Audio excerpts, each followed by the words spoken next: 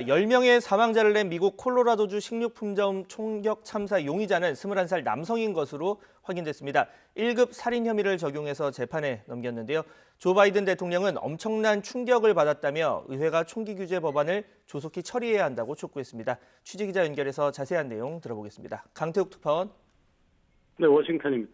네, 먼저 이 범인과 관련한 경찰의 발표 내용부터 보겠습니다. 이 21살 남성이라고요?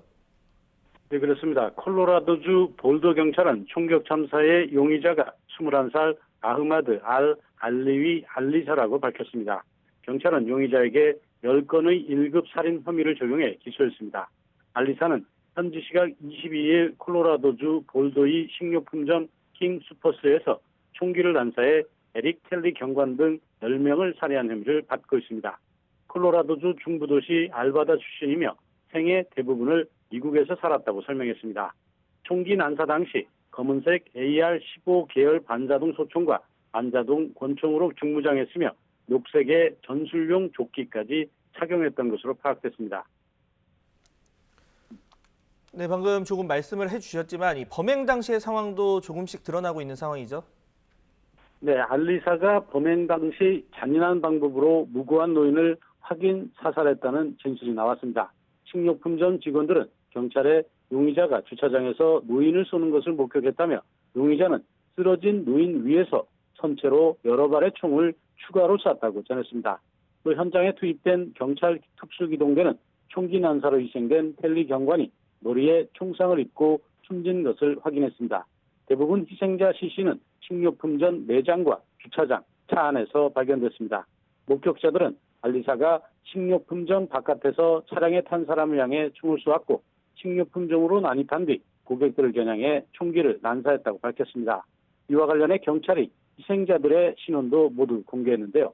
텔리 경관 외에 20살에서 65살의 무고한 시민들이었습니다.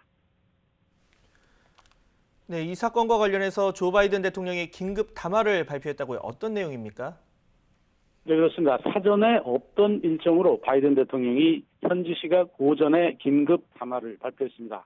한인이 숨진 애틀랜타 총격 사건에 이어 일주일도 안 돼 총격 참사가 또 일어났기 때문인데요. 엄청나게 충격을 받았으며 희생자 가족들이 어떻게 느낄지 상상도 되지 않는다고 위로했습니다. 그러면서 공격용 무기와 대용량 탄창 금지를 위한 입법을 의회에 촉구했습니다. 또 상원은 신원조사의 허점을 막기 위한 하원의 법안 2가지를 즉각 통과시켜야 한다고 강조했습니다.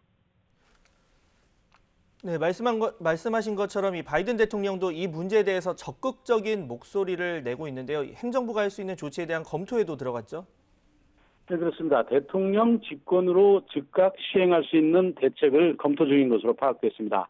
젠 사키 백악관 대변인은 바이든 대통령이 총기 사건을 막기 위해 의회 의결이 필요 없는 몇 가지 행정명령 발동을 검토 중이라고 설명했습니다. 의회를 거치지 않고 즉각 시행할 수 있는 규제는 총기 구입 시 신원 조회를 강화하고 총기 규제를 하는 주에 연방 예산을 배정하는 방안 등이 거론되고 있습니다. 지금까지 워싱턴에서 Y10 강택입니다.